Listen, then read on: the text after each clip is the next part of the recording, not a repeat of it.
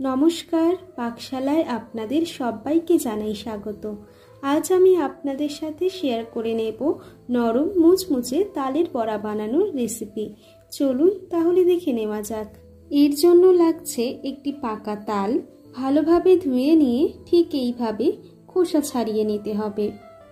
তাল খুব নরম হলে ভালোভাবে খোসা ছাড়ানো যাবে, কিন্তু একটু শক্ত হলে সেক্ষেত্রে খোসা ছাড়ানোর সময় একটু বেশি প্রেসার দিতে হবে।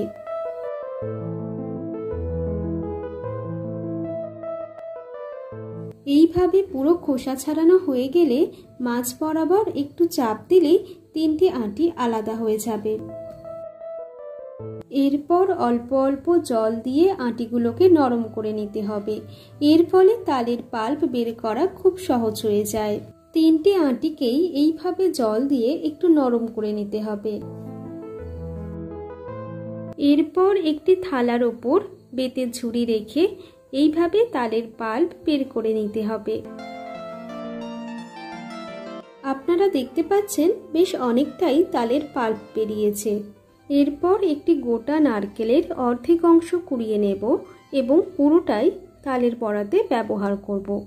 যদি জন্মাষ্টমী উপলক্ষে তালের বড়া ভগবানকে ভোগ হিসেবে নিবেদন করতে চান, তাহলে নারকেল কোড়া ব্যবহার করবেন না, বাকি উপকরণ একই থাকবে।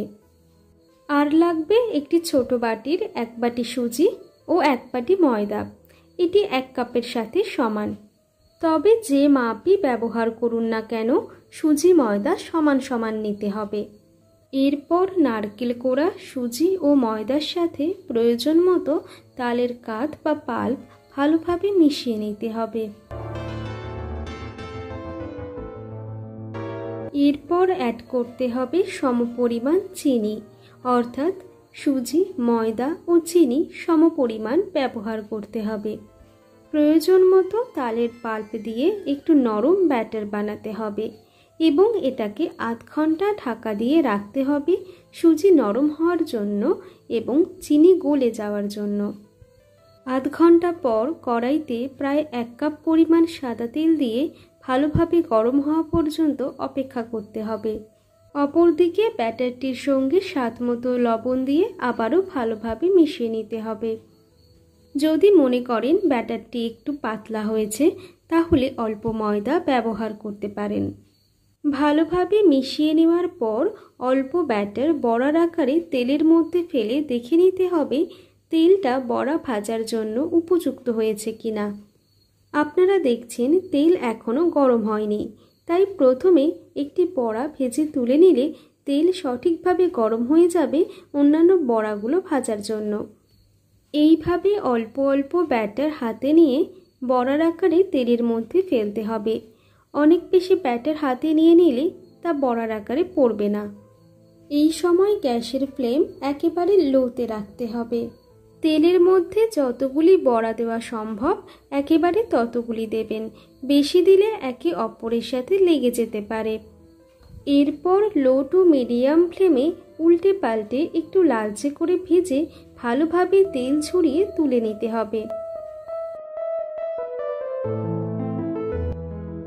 একইভাবে বাকি ব্যাটার বড়ার আকারে দিয়ে ভেজে নিতে হবে। এরপর গরম গরম পরিবেশন করুন বা ভগবানকে নিবেদন করুন এই সুস্বাদু তালের বড়া। এগুলি খেতে যেমন নরম তেমন মুচমুচে, অসাধারণ। আজকের রেসিপিটি আপনাদের কেমন লাগলো অবশ্যই কমেন্ট করে জানাবেন। ভালো লাগলে একটি লাইক করবেন, শেয়ার করবেন এবং সাবস্ক্রাইব করে চ্যানেলটির পাশে থাকার অনুরোধ রইল। আজ এ পর্যন্তই, দেখা হবে নতুন কোনো রেসিপি নিয়ে।